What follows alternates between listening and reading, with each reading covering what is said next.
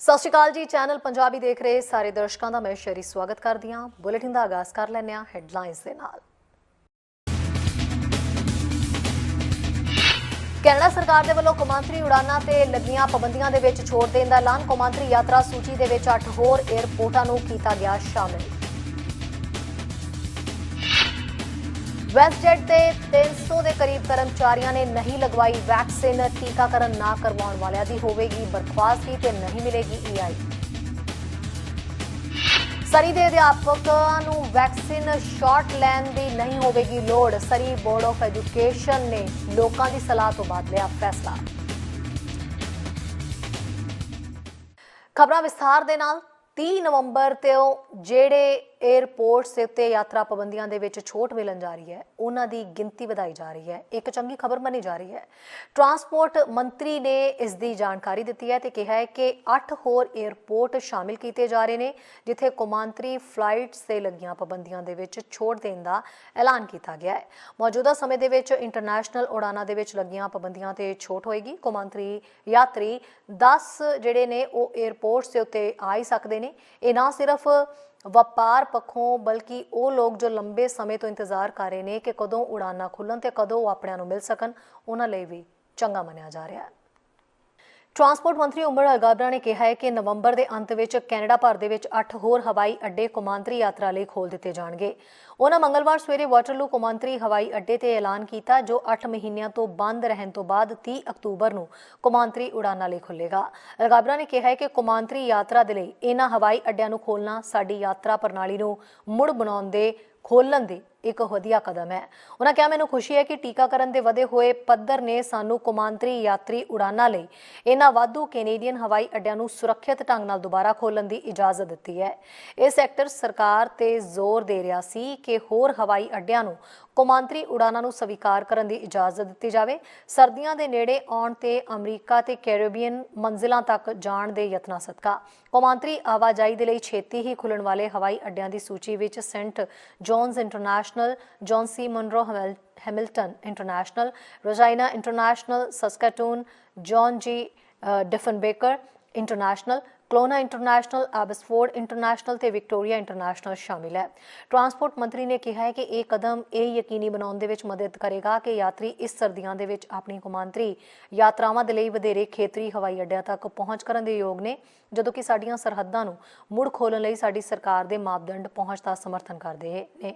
ਹਵਾਈ ਅੱਡੇ ਉਸੇ ਦਿਨ ਖੁੱਲ੍ਹਣਗੇ ਜਦੋਂ ਸਰਕਾਰੀ ਨਿਯਮਾਂ ਦੇ ਅਨੁਸਾਰ ਜਹਾਜ਼ ਦੇ ਵਿੱਚ ਸਵਾਰ ਹੋਣ ਲਈ ਯਾਤਰੀਆਂ ਨੂੰ ਪੂਰੀ ਤਰ੍ਹਾਂ ਟੀਕਾਕਰਨ ਦੀ ਲੋੜ ਹੋਵੇਗੀ। ਅਲਗਾਬਰਾ ਨੇ ਕਿਹਾ ਹੈ ਕਿ ਭੂਗੋਲ ਇਤਿਹਾਸਕ ਮੰਗ, ਜਨਤਕ ਸਿਹਤ ਤੇ CBSA ਦੇ ਸਰੋਤਾਂ ਦੇ ਨਾਲ-ਨਾਲ ਜਨਤਕ ਸਿਹਤ ਸਥਿਤੀਆਂ ਦੇ ਮੱਦੇਨਜ਼ਰ ਹਵਾਈ ਅੱਡਿਆਂ ਨੂੰ ਦੁਬਾਰਾ ਖੋਲ੍ਹਣ ਦੀ ਤਿਆਰੀ ਸਮੇਤ ਕਈ ਕਾਰਨ ਸ਼ਾਮਿਲ ਨੇ ਜਿਨ੍ਹਾਂ ਵਿੱਚ ਹਵਾਈ ਅੱਡੇ ਖੁੱਲ੍ਹ ਸਕਦੇ ਨੇ। ਉਹਨਾਂ ਕਿਹਾ, ਇਸ ਦੇ ਵਿੱਚ ਜਾਣ ਵਾਲੇ ਬਹੁਤ ਸਾਰੇ ਕਾਰਨ ਸਨ ਤੇ ਤੱਥਾਂ ਤੇ ਅੰਕੜਿਆਂ ਤੇ ਸਬੂਤਾਂ ਦੇ ਹਵਾਈ ਅੱਡਿਆਂ ਦੀ ਉਪਲਬਧਤਾ ਤੇ ਤਿਆਰੀ ਦੇ ਆਧਾਰ ਤੇ ਅਸੀਂ ਇਹ ਫੈਸਲੇ ਲਏ ਨੇ।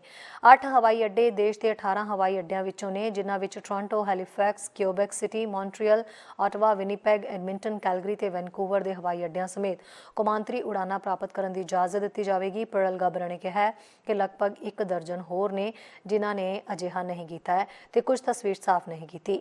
ਉਹਨਾਂ ਕਿਹਾ ਕਿ ਅਸੀਂ ਸਥਿਤੀ ਦੀ ਨਿਗਰਾਨੀ ਕਰ ਰਹੇ ਹਾਂ। ਦੇਸ਼ ਭਰ ਦੇ ਵਿੱਚ ਵਿੱਤੀ ਹਾਲਾਤ ਸੁਧਰਨ ਦੇ ਨਾਲ ਹੋਰ ਹਵਾਈ ਅੱਡਿਆਂ ਨੂੰ ਕੌਮਾਂਤਰੀ ਉਡਾਨਾਂ ਨੂੰ ਮੁੜ ਸ਼ੁਰੂ ਕਰਨ ਦੀ ਆਗਿਆ ਦੇਣਾ ਸੰਭਵ ਹੋ ਜਾਏਗਾ। ਨਿਊਜ਼ ਡੈਸਕ ਤੋਂ ਚੈਨਲ ਪੰਜਾਬੀ ਦੀ ਰਿਪੋਰਟ। ਹਦਾਇਤਾਂ ਪਹਿਲਾਂ ਹੀ ਫੈਡਰਲ ਦੇ ਵੱਲੋਂ ਜਾਰੀ ਕੀਤੀਆਂ ਗਈਆਂ ਨੇ ਕਿ ਕਰਮਚਾਰੀ ਜਿਹੜੇ ਨੇ ਉਹ ਮਿੱਥੇ ਸਮੇਂ ਦੇ ਉੱਤੇ ਵੈਕਸੀਨ ਜ਼ਰੂਰ ਲਗਵਾਉਣ। ਅਜਿਹਾ ਨਾ ਕਰਨ ਵਾਲਿਆਂ ਨੂੰ ਵੈਕਸੀਨ ਤੋਂ ਹੱਥ ਧੋਣੇ ਪੈ ਸਕਦੇ ਨੇ ਤੇ ਨਾਲ ਦੀ ਨਾਲ ਨੌਕਰੀ ਜਾ ਸਕਦੀ ਹੈ। EI ਤੋਂ ਵੀ ਹੱਥ ਧੋਣੇ ਪੈ ਸਕਦੇ ਨੇ। ਵੈਸਟਜੈਟ ਦੇ ਅਧਿਕਾਰੀਆਂ ਦੇ ਲਈ ਇਹੀ ਖਬਰ ਸਾਹਮਣੇ ਆ ਰਹੀ ਹੈ ਕਿ ਉਹਨਾਂ ਨਿਯਮਾਂ ਦੀ ਪਾਲਣਾ ਨਹੀਂ ਕੀਤੀ ਤੇ ਘੱਟੋ-ਘੱਟ 300 ਦੇ ਕਰੀਬ ਕਰਮਚਾਰੀ ਅਜਿਹੇ ਨੇ ਜਿਨ੍ਹਾਂ ਨੇ ਵੈਕਸੀਨ ਨਹੀਂ ਲਗਵਾਈ, ਜਿਸ ਕਰਕੇ ਉਹਨਾਂ ਨੂੰ ਬਰਖਾਸਤ ਕੀਤਾ ਜਾ ਸਕਦਾ ਹੈ। ਕੈਨੇਡਾ ਦੀ ਪ੍ਰਮੁੱਖ ਏਅਰਲਾਈਨਸ ਦੇ ਵਿੱਚੋਂ ਇੱਕ ਦਾ ਕਹਿਣਾ ਹੈ ਕਿ COVID-19 ਟੀਕਾਕਰਨ ਨੀਤੀ ਕਾਰਨ ਉਸਦੇ 4% ਤੋਂ ਵੀ ਘੱਟ ਕੰਮ ਕਰਨ ਵਾਲੀ ਥਾਂ ਨੂੰ ਛੁੱਟੀ ਤੇ ਰੱਖਿਆ ਗਿਆ ਹੈ। ਵੈਸਟਜੈਟ ਦਾ ਕਹਿਣਾ ਹੈ ਕਿ ਇਸ ਦੇ ਲਗਭਗ 7300 ਕਰਮਚਾਰੀਆਂ ਦੇ ਵਿੱਚੋਂ 300 ਤੋਂ ਘੱਟ ਨੂੰ 1 ਮਹੀਨੇ ਦੀ ਅਦਾਇਗੀ ਰਹਿਤ ਛੁੱਟੀ ਤੇ ਰੱਖਿਆ ਜਾਏਗਾ ਕਿਉਂਕਿ ਉਹਨਾਂ ਨੂੰ ਕੰਪਨੀ ਦੀ 30 ਅਕਤੂਬਰ ਦੀ ਸੀਮਾ ਯਾਨੀ ਜੋ ਮਿੱਥਾ ਹੋਇਆ ਸਮਾਂ ਸੀ ਉਸ ਮੁਤਾਬਕ ਕੋਵਿਡ-19 ਦੇ ਵਿਰੁੱਧ ਟੀਕਾਕਰਨ ਨਹੀਂ ਕੀਤਾ ਗਿਆ ਸੀ। ਕੈਲਗਰੀ ਆਧਾਰਿਤ 에ਅਰਲਾਈਨ ਨੇ ਇੱਕ ਬਿਆਨ ਦੇ ਵਿੱਚ ਕਿਹਾ ਹੈ ਕਿ ਇਹ ਗਿਣਤੀ ਗਤੀਸ਼ੀਲ ਹੈ ਤੇ ਅਸਲ ਸਮੇਂ ਦੇ ਵਿੱਚ ਵਿਕਸਿਤ ਹੋਵੇਗੀ ਕਿਉਂਕਿ ਕਰਮਚਾਰੀ ਅਣਟੀਕੇ ਵਾਲੀ ਸਥਿਤੀ ਦੇ ਵਿੱਚ ਚਲੇ ਜਾਂਦੇ ਨੇ ਜਾਂ ਉਹਨਾਂ ਨੂੰ ਅਕਿਰਿਆਸ਼ੀਲ ਸਥਿਤੀ ਤੋਂ ਵਾਪਸ ਬੁਲਾਇਆ ਜਾਂਦਾ ਹੈ। ਜਿਵੇਂ ਕਿ ਸਾਡੇ ਨੈਟਵਰਕ ਦੀ ਬਹਾਲੀ ਦਾ ਸਮਰਥਨ ਕਰਨ ਦੇ ਲਈ ਪਹਿਲਾਂ ਯੋਜਨਾ ਬਣਾਈ ਗਈ ਸੀ। ਜਿਹੜੇ ਕਰਮਚਾਰੀ ਟੀਕਾਕਰਨ ਤੋਂ ਰਹਿ ਗਏ ਨੇ ਉਹਨਾਂ ਨੂੰ ਛੱਡੇ ਜਾਣ ਦਾ ਸਾਹਮਣਾ ਕਰਨਾ ਪੈ ਸਕਦਾ ਹੈ। ਵੈਸਟਜੈਟ ਨੇ ਅਕਤੂਬਰ ਦੇ ਅੰਤ ਦੇ ਵਿੱਚ ਹਵਾਈ ਯਾਤਰੀਆਂ ਦੇ ਲਈ ਫੈਡਰਲ ਸਰਕਾਰ ਦੀ ਟੀਕਾਕਰਨ ਨੀਤੀ ਨੂੰ ਲਾਗੂ ਕੀਤਾ ਹੈ ਤੇ ਇੱਕ ਪੂਰੀ ਤਰ੍ਹਾਂ ਟੀਕਾਕਰਨ ਵਾਲੀ 에ਅਰਲਾਈਨ ਵਜੋਂ ਕੰਮ ਕਰ ਰਹੀ ਹੈ। ਫੈਡਰਲ ਸਰਕਾਰ ਦੇ ਦਿਸ਼ਾ ਨਿਰਦੇਸ਼ਾਂ ਅਨੁਸਾਰ ਟੀਕਾਕਰਨ ਤੋਂ ਇਨਕਾਰ ਕਰਨ ਲਈ ਨੌਕਰੀ ਤੋਂ ਕੱਢੇ ਗਏ ਕਾਮਿਆਂ ਨੂੰ ਸ਼ਾਇਦ EI ਨਾ ਮਿਲੇ। ਕੋਵਿਡ-19 ਦੇ ਵਿਰੁੱਧ ਟੀਕਾਕਰਨ ਤੋਂ ਇਨਕਾਰ ਕਰਨ ਤੇ ਆਪਣੀ ਨੌਕਰੀ ਗਵਾਉਣ ਵਾਲੇ ਕਰਮਚਾਰੀ ਰੋਜ਼ਗਾਰ ਬੀਮਾ ਲਾਭਾਂ ਲਈ ਯੋਗ ਨਹੀਂ ਹੋ ਸਕਦੇ। ਰੋਜ਼ਗਾਰ ਤੇ ਸਮਾਜਿਕ ਵਿਕਾਸ ਕੈਨੇਡਾ ਨੇ ਰੋਜ਼ਗਾਰ ਦੇ ਰਿਕਾਰਡ ਨੂੰ ਭਰਨ ਦੇ ਵਿੱਚ ਮਦਦ ਕਰਨ ਲਈ ਵੈਕਸੀਨ ਦੇ ਹੁਕਮਾਂ ਨੂੰ ਲਾਗੂ ਕਰਨ ਵਾਲੇ ਰੋਜ਼ਗਾਰਦਾਤਾਵਾਂ ਨੂੰ ਇੱਕ ਨੋਟਿਸ ਜਾਰੀ ਕੀਤਾ ਹੈ। EI ਲਈ ਅਪਲਾਈ ਕਰਨ ਵਾਲੇ ਦਸਤਾਵੇਜ਼ ਲਈ ਲੋਕ ਆਯੋਗ ਪਾਏ ਜਾ ਸਕਦੇ ਨੇ ਕਿਉਂਕਿ ਉਹਨਾਂ ਨੂੰ ਰੋਜ਼ਗਾਰ ਦੀ ਅਜਿਹੀ ਸ਼ਰਤ ਤੇ ਬਰਖਾਸਤ ਕਰ ਦਿੱਤਾ ਜਾਏਗਾ ਜੋ ਪੂਰੀ ਨਹੀਂ ਕੀਤੀ ਗਈ ਹੈ। ਹਾਲਾਂਕਿ ਇਹ ਉਹਨਾਂ ਤੇ ਲਾਗੂ ਨਹੀਂ ਹੋਵੇਗਾ ਜਿਨ੍ਹਾਂ ਨੂੰ ਮੈਡੀਕਲ ਜਾਂ ਹੋਰ ਛੋਟਾਂ ਕਿਸੇ ਹੋਰ ਕਾਰਨ ਮਿਲੀਆਂ ਹੋਈਆਂ ਨੇ। ਨਿਊਜ਼ ਡੈਸਕ ਤੋਂ ਚੈਨਲ ਪੰਜਾਬੀ ਦੀ ਰਿਪੋਰਟ। BC ਪ੍ਰੀਮੀਅਰ ਜੌਨ ਹੌਰਗਨ ਪਿਛਲੇ ਹਫਤੇ ਦੀ ਸਰਜਰੀ ਤੋਂ ਚੰਗੀ ਤਰ੍ਹਾਂ ਠੀਕ ਹੋ ਚੁੱਕੇ ਨੇ ਤੇ ਆਪਣੇ ਦਫ਼ਤਰ ਦੇ ਅਨੁਸਾਰ ਉਹ ਕੰਮਕਾਜ ਤੇ ਜਲਦੀ ਵਾਪਸ ਆ ਜਾਣਗੇ। ਹੌਰਗਨ ਦੇ ਸ਼ੁੱਕਰਵਾਰ ਨੂੰ ਉਹਨਾਂ ਦੀ ਗਰਦਨ ਦੇ ਵਿੱਚ ਸਰਜਰੀ ਜਿਹੜੀ ਕੀਤੀ ਗਈ ਹੈ ਉਸ ਸੰਬੰਧੀ ਮੰਗਲਵਾਰ ਨੂੰ ਜਾਰੀ ਇੱਕ ਬਿਆਨ ਦੇ ਵਿੱਚ ਉਹਨਾਂ ਦੇ ਦਫ਼ਤਰ ਦਾ ਇਹ ਕਹਿਣਾ ਹੈ ਕਿ ਪ੍ਰੀਮੀਅਰ ਇਸ ਹਫਤੇ ਮੀਟਿੰਗਾਂ ਦੇ ਵਿੱਚ ਬਰੀਫਿੰਗਸ ਲਈ ਹਿੱਸਾ ਲੈ ਸਕਣਗੇ ਵਰਚੁਅਲ ਤਰੀਕੇ ਨਾਲ। ਸੋ ਇਹ ਜਿਸ ਕਰਕੇ ਗੱਲ ਕਹੀ ਜਾ ਰਹੀ ਹੈ ਕਿ ਹੌਰਗਨ ਆਉਣ ਵਾਲੇ ਦਿਨਾਂ ਦੇ ਵਿੱਚ ਇੱਕ ਅਪਡੇਟ ਜਿਹੜਾ ਉਹ ਸਾਂਝਾ ਕਰਨਗੇ ਕਿਸੇ ਵੀ ਸੰਭਾਵੇ ਇਲਾਜ ਸਮੇਤ ਜਿਸ ਦੀ ਲੋੜ ਹੋ ਸਕਦੀ ਹੈ। ਉਹਨਾਂ ਦੇ ਦਫ਼ਤਰ ਨੇ ਕਿਹਾ ਹੈ ਕਿ ਪ੍ਰੀਮੀਅਰ ਉਹਨਾਂ ਦੇ ਵੱਲੋਂ ਮਿਲੀਆਂ ਸ਼ੁਭਕਾਮਨਾਵਾਂ ਲਈ ਧੰਨਵਾਦੀ ਹੋਣਗੇ। ਉਹ ਸੂਬੇ ਦੇ ਵਿੱਚ ਸਿਹਤ ਸੰਭਾਲ ਕਰਮਚਾਰੀਆਂ ਦਾ ਹਰ ਰੋਜ਼ ਮਹੱਤਵਪੂਰਨ ਕੰਮ ਕਰਨ ਲਈ ਉਹਨਾਂ ਦਾ ਅਥਾਹ ਧੰਨਵਾਦ ਤੇ ਪ੍ਰਸ਼ੰਸਾ ਹਾਸਲ ਕਰਨਗੇ। ਹੌਰਗਨ ਜੋ 62 ਸਾਲਾਂ ਦੇ ਨੇ ਉਹਨਾਂ ਦਾ ਕਹਿਣਾ ਹੈ ਕਿ ਉਹ ਪਿਛਲੇ ਕੁਝ ਹਫ਼ਤਿਆਂ ਤੋਂ ਹਸਪਤਾਲ ਦੇ ਚੱਕਰ ਲਗਾਉਂਦੇ ਰਹੇ। ਉਹਨਾਂ ਇਲਾਜ ਦੌਰਾਨ ਵੀ ਮੁਲਾਕਾਤਾਂ ਜਾਰੀ ਰੱਖੀਆਂ। ਹੌਰਗਨ ਨੇ ਕਿਹਾ ਕਿ ਉਹਨਾਂ ਪਾਰਦਰਸ਼ਤਾ ਨੂੰ ਦਰਸਾਉਂਦੇ ਹੋਏ ਇਸ ਜਾਣਕਾਰੀ ਨੂੰ ਸਾਰਿਆਂ ਦੇ ਨਾਲ ਸਾਂਝਾ ਕੀਤਾ।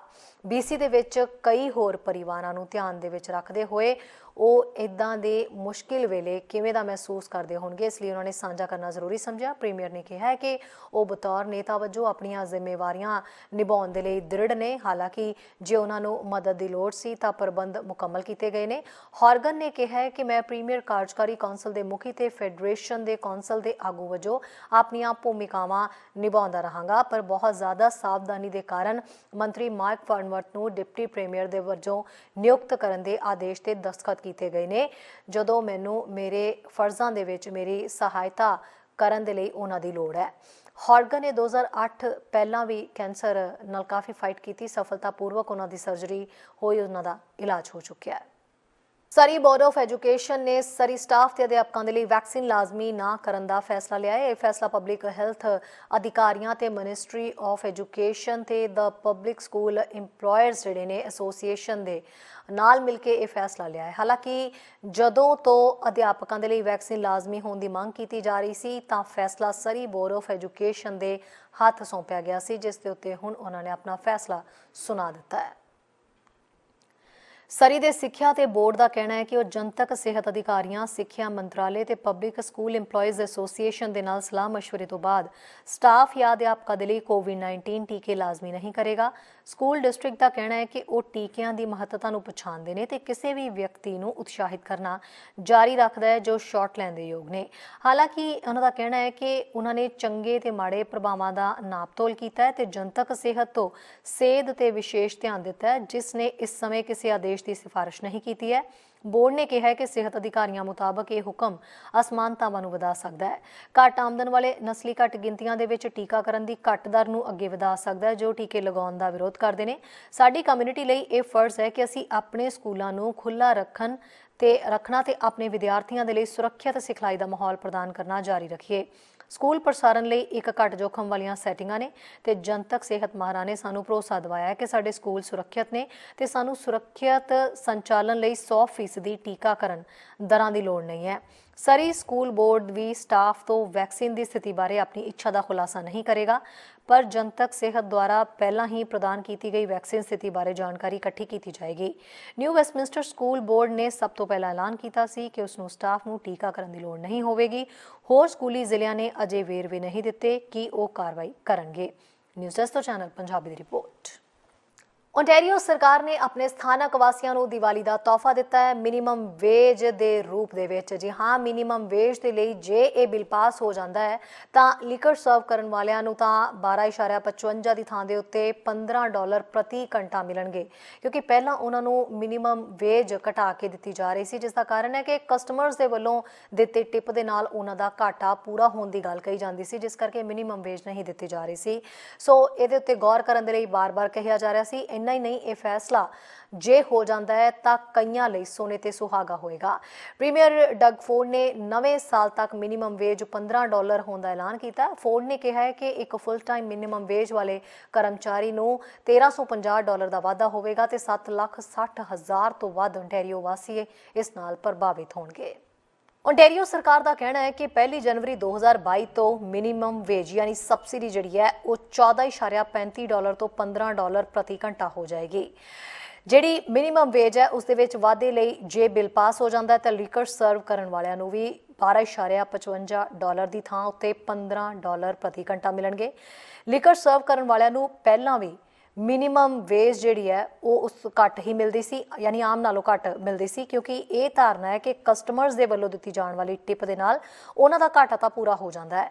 18 साल तो घट उम्र के विद्यार्थी जिहड़े हफ्ते के 28 घंटे या स्कूल के सैशन दे विच होण कारण इस तो घट काम करते हैं या स्कूल ब्रेक दौरान काम करते हैं या गर्मी दीयां छुट्टियां दे विच काम करते हैं, उन्हां दे भत्तियां दे विच भी $13.50 की थां ते $14.10 प्रति घंटा वाधा होएगा।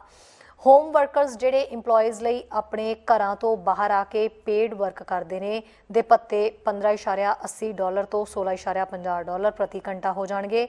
हंटिंग ते फिशिंग गाइड्स जिहड़े है इस समय $71.75 एक दिन दे विच 5 घंटे तो भी घट समय लई काम करन दे उन्हां नूं मिलदे ने ते दिन दे विच 5 या एक दिन दे विच ज़्यादा काम करन दे लई $143.55 या होर ज़्यादा काम करन दे लई होर डॉलर मिलते हैं। उन्हां लई प्रस्तावित नवां रेट लगातार 5 घंटे तो घट काम करन दे लई $75 ते दिन दे विच 5 या इस तो ज़्यादा घंटे काम करन दे लई $150.5 प्रति घंटा होएगा। प्रीमियर डग फोर्ड ने कहा है कि ओंटारियो के वर्करस महामारी दे विच हीरो बन के निकले ने। उन्हां वल्लों कदे भी शेल्फां नूं खाली नहीं रहन दिता गया, साडी सप्लाई चेन नूं चलदा रखिया गया ते उन्हां दी बदौलत ही असीं लोकल रेस्टोरेंट्स दे विच अपने परिवार ते दोस्तां दे नाल खाना खाण दे समर्थ होए हां। उन्हां आख्या कि लेबर आगूआं ने भी अपणियां तरजीहां दे विच घट तो घट जिहड़ी है वेज दे विच वाधा करन नूं पहल दित्ती है। फोर्ड ने कहा है कि बहुत सारे ओंटारियो वासियों दे लई वेज जीवन दी वधदी लागत दे नाल नहीं चलियां ने, जिस नाल अंत नूं पूरा करना पहलां नालों औखा हो गया है। फोर्ड का कहना है कि सरकार सब तो घट ये यकीनी बना सकती है कि असीं असल डॉलर उन्हां दी जेब दे विच पा के उन्हां लई जीवन नूं होर किफायती बना रहे हां। इस तों इलावा 18 साल तो घट उम्र के विद्यार्थी जो स्कूली साल दौरान या गर्मियां दे विच 28 घंटे या घट काम करते हैं उन्हां नूं प्रति घंटे के हिसाब नाल वाधा देखने को मिलेगा। पहला फोर्ड ने 2019 ਲਈ $15 प्रति घंटे ਲਈ योजनाबद्ध वाधे ਨੂੰ ਰੱਦ ਕਰ ਦਿੱਤਾ ਸੀ, ਜਦੋਂ ਪ੍ਰੋਗਰੈਸਿਵ ਕੰਜ਼ਰਵੇਟਿਵਾਂ ਨੇ ਅਕਤੂਬਰ 2018 ਦੇ ਵਿੱਚ ਲਿਬਰਲਾਂ ਤੋਂ ਸੱਤਾ ਲੈ ਲਈ ਸੀ। ਓਂਟਾਰੀਓ ਚੈਂਬਰ ਆਫ ਕਾਮਰਸ ਤੇ Canadian federation of independent business ਦੋਵਾਂ ਨੇ ਕਿਹਾ ਹੈ ਕਿ ਇਹ ਐਲਾਨ ਇੱਕ ਭਿਆਨਕ ਸਮੇਂ ਤੇ ਆਇਆ ਹੈ। ਚੈਂਬਰ ਦੇ ਪ੍ਰਧਾਨ ਤੇ CEO ਨੇ ਜਿਹੜਾ ਉਹ ਇੱਕ ਬਿਆਨ ਦੇ ਵਿੱਚ ਇਹ ਕਿਹਾ ਕਿ ਬਹੁਤ ਸਾਰੇ ਕਾਰੋਬਾਰ ਅਜੇ ਵੀ ਮਹਾਮਾਰੀ ਦੇ ਚੱਲ ਰਹੇ ਪ੍ਰਭਾਵਾਂ ਨਾਲ ਜੂਝ ਰਹੇ ਨੇ, ਜਿਸ ਦੇ ਵਿੱਚ ਨਕਦੀ ਦੇ ਪ੍ਰਵਾਹ ਦੀਆਂ ਰੁਕਾਵਟਾਂ ਤੇ ਕਾਰੋਬਾਰ ਕਰਨ ਦੀ ਵਧੀ ਹੋਈ ਲਾਗਤ ਸ਼ਾਮਿਲ ਹੈ। ਨਿਊਜ਼ ਡੈਸਕ ਤੋਂ ਚੈਨਲ ਪੰਜਾਬੀ ਦੀ ਰਿਪੋਰਟ। ਪ੍ਰਧਾਨ ਮੰਤਰੀ ਜਸਟਿਨ ਟਰੂਡੋ ਨੇ ਲਟਨ ਦੀਆਂ ਯਾਦਾਂ ਨੂੰ याद करदे होया क्लाइमेट चेंज के खिलाफ कार्रवाई की मांग की है। इस दे नाल ही उन्होंने रस्मी तौर के उत्ते कैनेडा के तेल ते गैस सैक्टर के वलों कीते जांदे ग्रीन हाउस गैसां के रिसाव के उत्ते रोक लाउण दे रस्मी तौर के उत्ते वचनबद्धता भी दोहराई। Canada, there was a town called Lytton. I say was because on June 30th, it burned to the ground. The day before, the temperature had hit 49.6 degrees Celsius, the hottest ever recorded in our country. Canada is warming, on average, twice as quickly as the rest of the world. And in our north, it's 3 times quicker. The science is clear. We must do more and faster. So that's the pledge and the call I bring to this historic meeting. We've already laid the groundwork. In 2015, at the COP in Paris, I committed that Canada would put a price on pollution. We did that. And despite stiff political opposition, the Supreme Court upheld it, and Canadians supported it in our last 2 elections. We know pollution pricing is key to getting emissions down while getting innovation up and running. Our carbon price trajectory is one of the most globally ambitious ones, and it's rising to $170 a tonne in 2030. This is a meaningful price on pollution designed not just to make life cleaner, but also make life more affordable and less expensive for Canadians. I call on other countries to do the same. Just as globally we've agreed to a minimum corporate tax, we must work together to ensure it is no longer free to pollute anywhere in the world. That means establishing a shared minimum standard for pricing pollution. Of course, what's even better than pricing emissions is ensuring that they don't happen in the first place. Which brings me to my next major commitment. We'll cap oil and gas sector emissions today and ensure they decrease tomorrow at a pace and scale needed to reach net zero by 2050. ਅੱਗੇ ਦੇਖਦੇ ਹਾਂ ਸਾਡੇ senior ਪੱਤਰਕਾਰ ਦੀ ਗੱਲ ਅੱਜ ਦੀ। Tesla ਦਾ ਜੋ CEO ਆ Allen Musk ਦੀ ਚਰਚਾ ਦੇ ਵਿੱਚ ਕਿਉਂ ਆ 2-3 ਗੱਲਾਂ ਕਰਕੇ ਉਹਦੀ ਅੱਜ ਚਰਚਾ ਹੋ ਰਹੀ ਹੈ। ਇੱਕ ਤਾਂ ਟੈਸਲਾ ਦੇ ਸ਼ੇਅਰ ਥੱਲੇ ਚਲੇ ਗਏ ਕਿਉਂਕਿ ਕੁਝ ਸਮਾਂ ਪਹਿਲਾਂ ਜਿਹੜੀ ਇੱਕ ਅਨਾਉਂਸਮੈਂਟ ਹੋਈ ਸੀ ਕਿ ਤੁਹਾਡੇ ਨਾਲ ਖਬਰ ਵੀ ਸਾਂਝੀ ਕੀਤੀ ਸੀ ਕਿ ਹਰਟਸ ਕੰਪਨੀ ਆ ਜਿਹੜੀ ਕਾਰ ਰੈਂਟਲ ਕੰਪਨੀ ਆ ਉਹਨੇ ਕਿਹਾ ਸੀ ਕਿ ਅਸੀਂ 100,000 ਕਾਰਾਂ ਟੈਸਲਾ ਦੀਆਂ ਆਰਡਰ ਕਰ ਦਿੱਤੀਆਂ, ਸਾਡੀ ਗੱਲਬਾਤ ਹੋ ਗਈ ਆ ਤੇ ਹੁਣ ਉਹਨੇ ਸਾਡੇ ਕੋਲ ਜਿਹੜੀਆਂ ਇਲੈਕਟ੍ਰਿਕ ਵਹੀਕਲਸ ਨੇ ਇਹ ਲੋਕਾਂ ਕੋਲ ਅਵੇਲੇਬਲ ਹੋਣਗੇ ਕਿਉਂਕਿ ਇਹਨਾਂ ਦੀ ਮੰਗ ਬਹੁਤ ਆ। ਉਹਦੇ ਨਾਲ ਹੀ ਟੈਸਲਾ ਦੇ ਸ਼ੇਅਰ ਉੱਤੇ ਚਲੇ ਗਏ ਸੀ ਤੇ ਹੁਣ ਅੱਜ ਜਦੋਂ ਐਲਨ ਮਸਕ ਨੇ ਕਿਹਾ ਕਿ ਨਹੀਂ ਇਹ ਡੀਲ ਕੋਈ ਸਾਈਨ ਨਹੀਂ ਹੋਈ, ਇੱਦਾਂ ਦੀ ਕੋਈ ਗੱਲ ਨਹੀਂ ਹੈ ਤੇ ਹਜੇ ਤੱਕ ਕੋਈ 1 ਲੱਖ ਕਾਰਾਂ ਦੇ ਆਰਡਰ ਦੀ ਗੱਲਬਾਤ ਫਾਈਨਲ ਨਹੀਂ ਹੋਈ, ਉਹਦੇ ਤੋਂ ਬਾਅਦ ਉਹਨਾਂ ਨੂੰ ਥੋੜ੍ਹਾ ਜਿਹਾ ਝਟਕਾ ਇਸ ਮਾਮਲੇ ਦੇ ਵਿੱਚ ਲੱਗਿਆ। ਇੱਕ ਹੋਰ ਮਾਮਲੇ ਦੇ ਵਿੱਚ ਅੱਜ ਇਹ ਐਲਨ ਮਸਕ ਚਰਚਾ ਦੇ ਵਿੱਚ ਆ, ਉਹ ਮਾਮਲਾ ਕੀ ਆ ਕਿ ਭੁੱਖਮਰੀ ਨਾਲ ਸੰਬੰਧਿਤ ਦੁਨੀਆ ਦੇ ਵਿੱਚ ਭੁੱਖਮਰੀ ਆ, ਇਹਦੇ ਨਾਲ ਸੰਬੰਧਿਤ ਉਹਨਾਂ ਦਾ ਇੱਕ ਬਿਆਨ ਕੀ ਆ। ਉਹਦੇ ਤੋਂ ਪਹਿਲਾਂ ਇਹ ਸਮਝਣਾ ਪਊਗਾ ਕਿ ਦੁਨੀਆ ਦੇ ਵਿੱਚ ਇਸ ਵੇਲੇ ਇਨ੍ਹਾਂ ਫੂਡ ਹੈਗਾ ਆ, ਪੂਰਾ ਖਾਣ ਪੀਣ ਦਾ ਪ੍ਰਬੰਧ ਹੈਗਾ ਆ, ਜਿੰਨੇ ਲੋਕ ਇਸ ਧਰਤੀ ਤੇ ਹੈਗੇ ਉਹਨਾਂ ਸਾਰਿਆਂ ਦੇ ਲਈ, ਪਰ ਕਿਉਂਕਿ ਵੰਡ ਬਰਾਬਰ ਨਹੀਂ ਆ, ਵੰਡ ਪੂਰੀ ਨਹੀਂ ਆ, ਇਸ ਕਰਕੇ ਬਹੁਤੇ ਲੋਕ ਭੁੱਖੇ ਰਹਿ ਜਾਂਦੇ ਆ ਤੇ ਕੁਝ ਲੋਕਾਂ ਦੇ ਕੋਲ ਲੋੜ ਨਾਲੋਂ ਜ਼ਿਆਦਾ ਹੋ ਜਾਂਦਾ। ਇੱਕ ਅੰਦਾਜ਼ਾ ਲਾਇਆ ਜਾ ਰਿਹਾ ਕਿ ਪੂਰੇ ਵਰਲਡ ਦੇ ਵਿੱਚ ਗਲੋਬ ਦੇ ਉੱਤੇ 8.9% ਜਿਹੜੀ ਵਰਲਡ ਦੀ ਪਾਪੂਲੇਸ਼ਨ ਹੈ, ਜਿਹੜੀ 9% ਦੇ ਕਰੀਬ ਦੁਨੀਆ ਦੀ ਪਾਪੂਲੇਸ਼ਨ, ਜਾਣੀ ਕਿ 690 ਮਿਲੀਅਨ ਲੋਕ ਆਪਣੇ ਬੈੱਡ ਤੇ ਜਾਣ ਤੋਂ ਪਹਿਲਾਂ ਭੁੱਖੇ ਸੌਂਦੇ ਆ। ਮਤਲਬ ਉਹਨਾਂ ਕੋਲੇ ਖਾਣ ਲਈ ਪੂਰੀ ਰੋਟੀ ਹੈ ਨਹੀਂ। 9% ਲੋਕਾਂ ਦੇ ਕੋਲ ਉਹ ਰਾਤ ਨੂੰ ਭੁੱਖੇ ਸੌਂਦੇ ਆ। 2014 ਤੋਂ ਲੈ ਕੇ ਨੰਬਰ ਜਿਹੜਾ ਕਹਿੰਦੇ ਇਹ ਚੇਂਜ ਹੋ ਰਿਹਾ, ਇਹਦੇ ਬਾਰੇ ਬਹੁਤ ਸਾਰੇ ਅੰਕੜੇ ਸਾਹਮਣੇ ਆ ਰਹੇ ਆ ਤੇ ਇਹ ਹੁਣ ਜਿਹੜਾ ਨੰਬਰ ਵੱਧ ਰਿਹਾ ਤੇ ਦੱਸਿਆ ਜਾ ਰਿਹਾ ਕਿ ਜੇ ਕੁਝ ਨਾ ਕੀਤਾ ਗਿਆ ਤੇ 840 ਮਿਲੀਅਨ ਹੋ ਜਾਣਾ 2030 ਦੇ ਵਿੱਚ।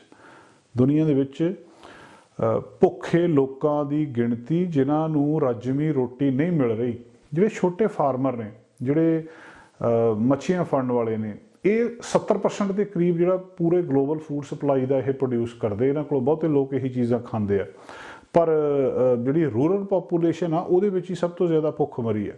ਇੱਕ ਐਸਟੀਮੇਟ ਲਾਇਆ ਜਾ ਰਿਹਾ ਕਿ 14 ਮਿਲੀਅਨ ਜਿਹੜੇ ਬੱਚੇ ਆ 5 ਸਾਲ ਤੋਂ ਥੱਲੇ, ਉਹਨਾਂ ਨੂੰ ਰੱਜਵੀਂ ਰੋਟੀ ਨਹੀਂ ਮਿਲ ਰਹੀ।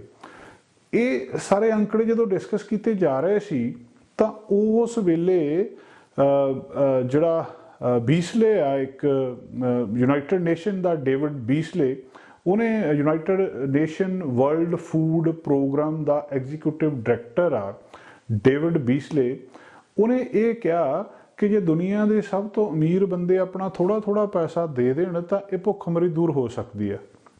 ਜਿਹੜਾ ਡੇਵਿਡ ਬੀਸਲੇ ਆ ਉਹ ਅਮਰੀਕਨ ਪੋਲੀਟੀਸ਼ੀਅਨ ਆ, ਬਹੁਤ ਪੁਰਾਣਾ ਰਿਪਬਲਿਕਨ ਪਾਰਟੀ ਦੇ ਨਾਲ ਸੰਬੰਧ ਰਿਹਾ, ਗਵਰਨਰ ਰਿਹਾ ਹੈ ਸਾਊਥ ਕੈਰੋਲੀਨਾ ਦਾ 1995 ਤੋਂ ਲੈ ਕੇ 1999 ਤੱਕ।